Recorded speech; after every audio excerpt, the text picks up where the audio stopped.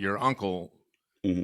was gay, and Yes. that was something that he was very accepted by his family. Yeah.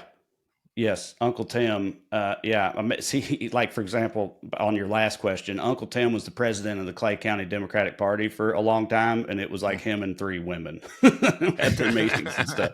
But, uh, but yeah, my Uncle Tim was gay. I knew that ever since I knew what being gay even was. Like when my parents like sat me down to explain, sexuality, like bird and the bees talk or whatever. Like from that moment, um, I knew Uncle Tim was gay. And so I was like 9 or 10. I was like, okay, whatever. I didn't know that was weird or anything at all to anybody. I mean, or that anybody had a problem with that. I loved Uncle Tim. I still love Uncle Tim. He's still kicking. He's great. He's hilarious.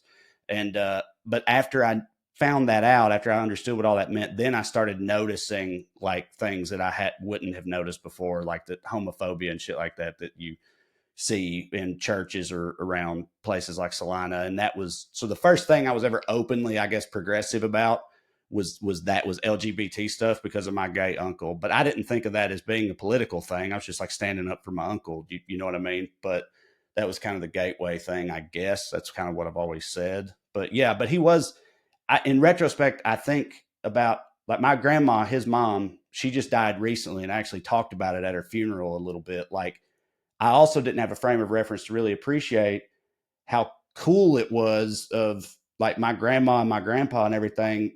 They accepted my uncle still, that him and his partner, my uncle Mike, who they're not together anymore, but they worked together for like 30 years.